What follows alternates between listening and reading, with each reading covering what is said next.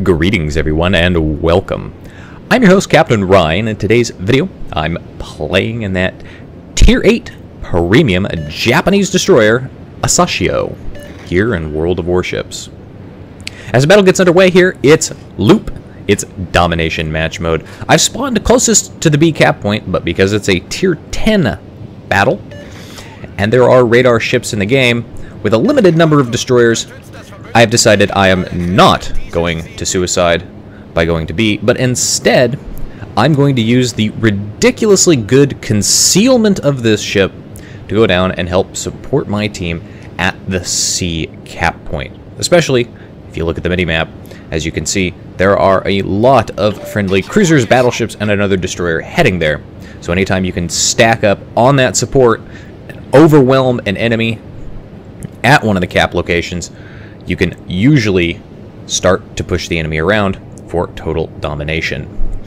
Now, this is a premium Japanese destroyer, and you'll notice the consumables down there. It has a smokescreen, it has speed boost, and it has that torpedo reload consumable. If you've played the Kagero or the Yugamo, you are probably familiar with that consumable, but you're also probably familiar with the fact that it usually means that you have to get rid of your smoke screen. Since this is a premium, you get both, and that's going to come in very, very handy. Now, get the first two sets of torpedoes away out at that enemy Montana in the distance there. You'll notice this destroyer has a 20-kilometer torpedo range, and they are not slow like the Shimakaze's 20-kilometer torpedoes. No, these go 67 knots.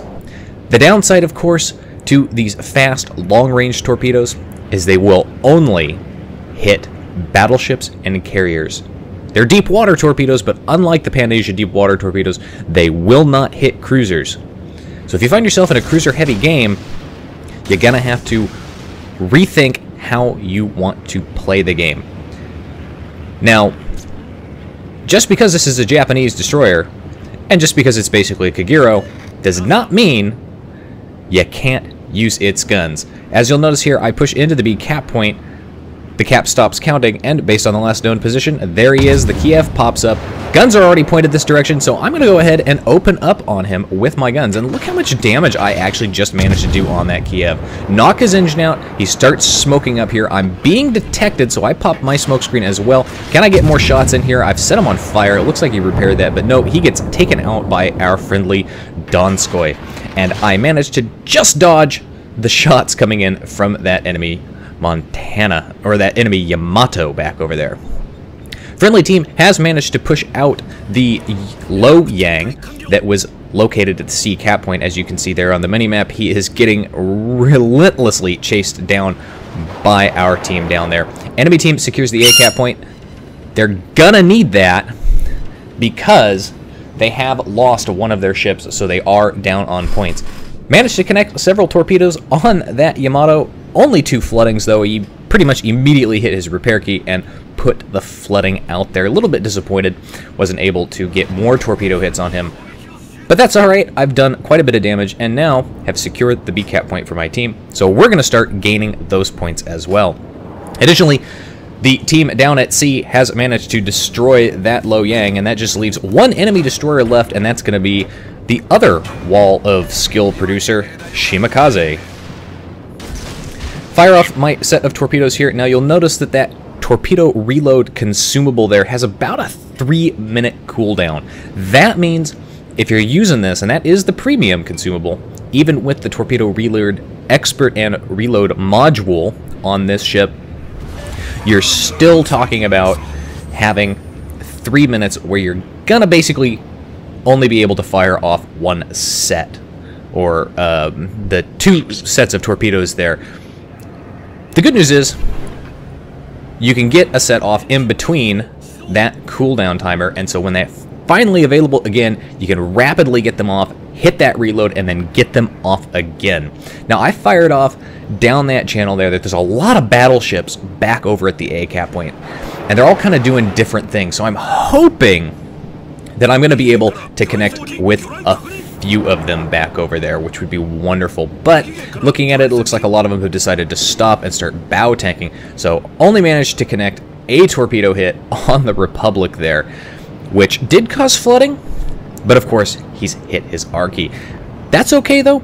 I have my torpedoes available again in just 20 more seconds. Plus, I've got that reload consumable here available in just 20 more seconds with a lot of different ships back up there. Now, I kind of have to push up behind this island there because that Musashi really, really close. The detection range on this ship is 5.4 kilometers, basically making it one of the stealthiest ships in the game. Gives you almost half a kilometer to play with when you're fighting against ships like the Fletcher or the Gearing or the Yu Yang with its 5.8 kilometer. You definitely don't want to run into these ships, but if you do, depending on how well that player is playing and what kind of preemptive strike you can set up, you might actually be able to engage him. Now, get 2 sets away, pop my reload consumable, but I save 1 set. So the first 2 sets are going out towards that Montana. The second set also going out towards that Montana, but the last set here, I'm saving it. I'm saving it because there's that Musashi, and he's closing up in and around me. Managed to connect a couple of hits on that Montana. It looks like the second set's going to hit as well. That would be wonderful. Unfortunately, as my torpedoes continue, I miss all of the rest of the battleships down there. But that's all right. That Musashi pushing up here, fire off that next set. There's 3 more hits on that Montana, but you can see his repair was active, so no flooding there. That's fine. Pop my smoke screen. Gonna go ahead and open up with my guns on him. 4th and final set of torpedoes is away at that Musashi, who did continue to sail in a nice straight line, and all 4 of those were enough to take him out of the game. So there's my first kill of the game at 181,000 damage, and now there's this Montana here, who's very low health. He's taking a lot of secondary fire from one of the friendly battleships there. I'm actually trying to secure the kill with guns. Can I do it? Yes, that's right. Asashio manages to secure a kill with guns. And let me tell you something, this is not the first and only time while playing this ship in random or ranked that I have just come out guns a-blazing to the complete and utter dismay and surprise of the enemy team. Like, who is this Japanese destroyer think he is? A gunboat? Yes. Yes, that's exactly what I think I am. And that's exactly how I like to play this ship. This ship, if you're thinking about getting him, reminds me a lot of the original Tier 8 Fubuki, way back in the day. Stealth, reasonably quick, could get away fast if you knew how to pre-plan using your concealment. You could get up, and you could actually have your guns pre-pointed the direction you expected an enemy destroyer to be. And if you did this and you pre-planned that, you could come in and you could actually go and engage in a gunfight with other destroyers who might not necessarily be expecting you to open fire at them. And usually, like that Kiev, you can catch them completely off guard as a result. And you can get a lot of damage in, as you saw with these shots, landing 2 and 3K salvos. Yeah, the reload time is not as quick as a gunboat destroyer, and the traverse is pretty shit. But as long as your guns are pointed in that direction, and you're already detected, you might as well use your guns. At the very least, even if you do get taken out, you can cause enough damage to that destroyer so that when he does pop up again, secondaries from another battleship or a cruiser can take care of the situation. Unfortunately, my torpedoes out at the Tirpitz and the Republic do end up missing. A little bit disappointing there. As I push up into the A cap points, the only cap point the enemy team has left, and they are down 450 points here. They still have 1 destroyer left. I don't know where he has managed to get off to. But as I push up in here, I had a second set that I fired off actually at that carrier. And if the carrier continues to stay on a straight line, and he may very well just do that, eventually my torpedoes will get to him, and they will reach him because they're 20-kilometer torpedoes, and he's well inside that range. As I continue to cap here, enemy's out, taking a lot of hits there. Again, really disappointing. I can't shoot the Zhao with my torpedoes because they're deep water and they won't hit cruisers. But that carrier still sailing in a nice straight line, so I'm going to push up here, and I'm going to try and get another set of torpedoes off at that carrier, hit my reload consumable again, and try and get even more torpedoes off at that carrier. Because at this point, well, the battle looks like it is pretty much over, and it is pretty much over as we push up into the 900 points range.